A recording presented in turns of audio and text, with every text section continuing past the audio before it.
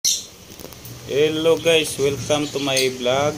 At ang aking video ngayon tungkol i-update ko kayo tungkol sa aking kakatil na nag-breeder na siya.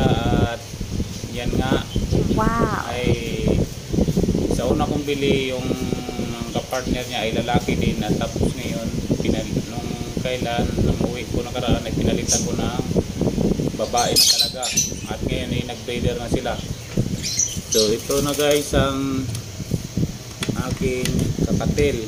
Ayan, ang babae na nag-breeder na. Ayan. wow. So ito ko lang mga ibon na ito guys. Pagka dumami na ito, abangan nyo. Dahil kagaya to ng gagawin ko sa aking mga African na ibibinta ko rin ng mas mura kung kayo ay subscriber at lagi nagpapanood sa aking mga video at comment nyo lang sa baba para masubaybayan ko kung sino talaga ang nagsuporta sa akin. So ang bili ko ng kakatil na ito guys ay nagtanong ako doon sa isang pares ay 5,000. So kung kayo yung subscriber ko at lagi kayo nakasubaybay, mas bibinda ko sa ng mura para kayo magkaroon ng ibon na hindi kailangan ng mas mahal. Wow. Ito naman yung lalaki ko na dati na binili ko rin. Yan yung lalaki na kakatil. So may itlog nga pala yan guys na 3. Kaya posibilidad na mapisa yun kapag di ko pa na-tester na kung may laman talaga kasi 1 week pa lang. Pag mga 2 weeks na ay titesterin ko kung talagang may laman. Sana may laman siya guys para unti-unti nang dumadami yung aking panibagong breeder na kakatil. So, sa mga dati kong subscriber na nag-comment at bumili ng ibon ay nabigyan ko na, kaso hindi nga lang na-mention ang pangalan. Binigyan ko na sila ng free na mura na ang ibon at binigyan ko na sila ng free dahil hindi pa ako magpaparami ng ibon dahil sa walang mapagpwestuhan. Maliit lang ang aking bahay at balak ko sana kung makaipon ay kung may lagyan sila ng magandang area saka ako magpaparami. Kaya yung mga ibon ko ay binigay ko lang ng buy one take one, mababa na at mura pa. So magbili pa ako guys ng bago mag December ay magbili pa ako ng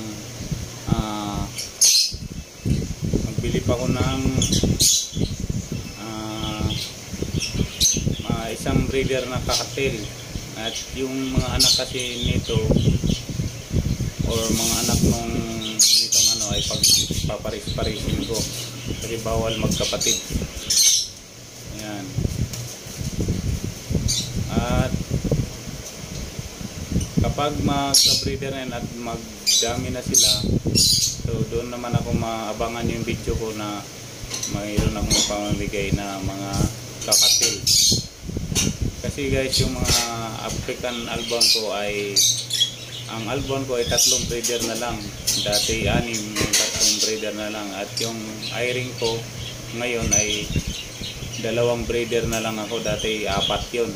So yung iba bininta ko at binigyan ko pa sila ng promo na basta alagaan ng nila ang ibon kasi nakakaawa din ang ibon kapag hindi maalagaan ng maayos sa mga bumibili dahil mura na tapos hindi mo malagaan ng maayos, kawawa ang ibon. Kaya doon ko binibigay sa siguradong masusuportahan dahil kawawa din yung maghabi ka lang tapos hindi mo naman masusuportahan ng ibon. Kawawa ang isang hayop na alagaan kung hindi lang masuportahan. So yan guys, pakita ko na lang sa inyo yung mga breeder ko na albuan. So albuan, ito red eye na upa albuan. magandang breeder din yan guys. At ito naman pala ay yellow din na may anak na to. So ang anak pala nito guys ay halos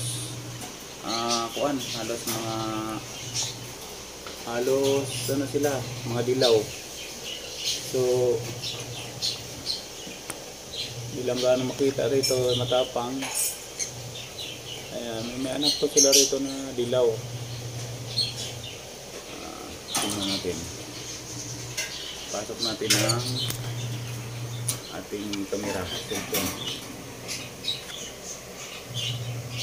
Ayan guys, dilaw. Parang may orange pa yata o purong dilaw. So nakaganda rin ng mga anak nito guys, upak. Ayan. Ayan na pala ngayon ang may breeder ko. Itong aking eye-ring ay wala pang kasiguraduhan. Ito guys, yung eye-ring ko ay wala pang kasiguraduhan to. Pero napakaraming itlog. Parang puro yata babae. Ewan ko nito, anong nangyari nito sa aking parang napagpares ko yung puro babae yata. Masilan kasi guys ang eye-ring sa mga partner nila, kaya hindi sila basta mabigyan ng partner dahil namimili. Ultimo kahit babae, kapartneran nila. Kaya mahirap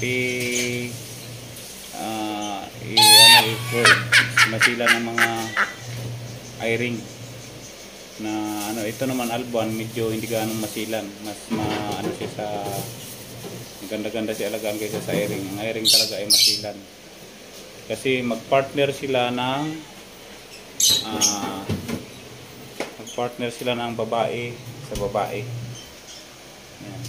So ito pala guys ang bago kong sit up, na dati ito yung mga parakeets at saka African, ay gagawin ko na tong breedingan ng kakatil at bibili ako nitong bago mag-December. Ang aking bonus or 13 months na matatanggap ay bibili ko ng kakatil para madagdagan yung aking kakatil, kasi mahirap siya i-breeding kung sa anak magkapatid. Bawal lang magkapatid, dapat yung mga hindi magkapatid doon mo i-breeder. So abangan nyo guys, dahil pagka nakadami na ako ng kakatil ay bibigyan ko rin kayo ng free pag bumili kayo sa akin. Ayan. So, ito na lang yung parakeets ko, 3 breeder na lang to, dati 8. Ayan, isa, 2, 3.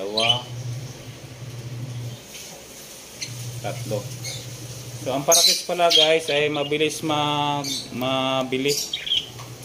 Yung kasi mura lang siya, 500 lang ang isang pares.